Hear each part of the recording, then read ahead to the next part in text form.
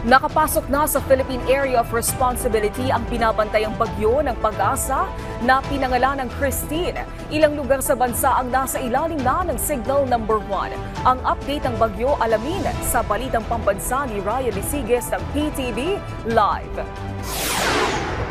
Isa ngang bagyo ang binabantay ngayon ng Pag-asa sa loob ng Philippine Area of Responsibility at dahil dyan, ilang lugar na nga sa bansa ang nasa ilalim ngayon ng Storm Warning Signal Number 1. Eksakto alas 12 ng hating gabi nang pumasok sa Philippine Area of Responsibility o PAR ang bagyong Christine. Batay nga sa pinakahuling datos ng Pag-asa, huling namataan ang sentro ng bagyo sa layong 1,050 kilometers east ng Southern Luzon. Taglay nito ang lakas ng hangin na aabot sa 55 kilometers kada oras malapit sa gitna at may pagbugso nga abot sa 70 kilometers kada oras. Kumikilos ang sama ng panahon west-southwestward sa bilis na 30 kilometers kada oras. Sa ngayon, nakataas na ang Storm Warning Signal Number 1 sa Catanduanes. Signal Number 1 na rin sa ilang bahagi ng Visayas, kabilang na ang northeastern portion ng Northern Samar at northeastern portion ng Eastern Samar. Mula ngayon hanggang sa mga susunod ng araw, inaasahan po natin itong lalakas ang bagyong Christine. Sa loob ng 12 oras, inaasahan po natin itong lalakas na kusa na abot ng tropical storm category.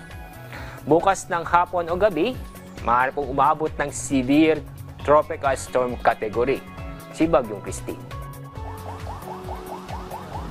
Naomi, nauna ng hinimok ni Defense Secretary Gilberto Chodoro ang publiko na maagang paghandaan ang epekto ng bagyo.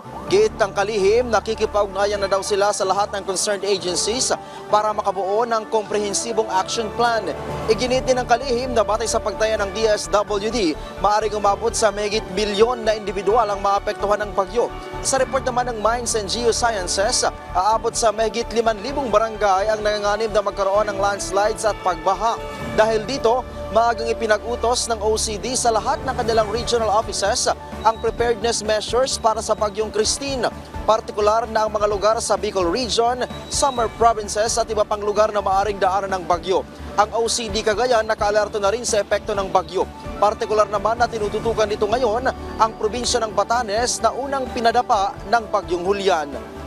Naomi, kung hindi magbabago yung track or yung tinatahak na direksyon ng bagyong Christine, ay maaari itong maglandfall sa Northern Luzon sa araw ng Biyernes. Dahil nga nasa katubigan pa sa mga oras na ito yung bagyo na yan, inaasahan na lalakas pa ito sa mga susunod na oras at sa Huwebes, October 24, ay maaaring umabot ito sa storm category. Nagpaalala naman yung mga eksperto, yung PHIVOLCS, yung Pag-asa sa mga lugar na or yung mga residente na nakatira sa paanan ng bulkang Mayon dyan sa Bicol Region na paghandaan yung posibleng lahar flow dulot nga nitong si bagyong Christine. Naomi.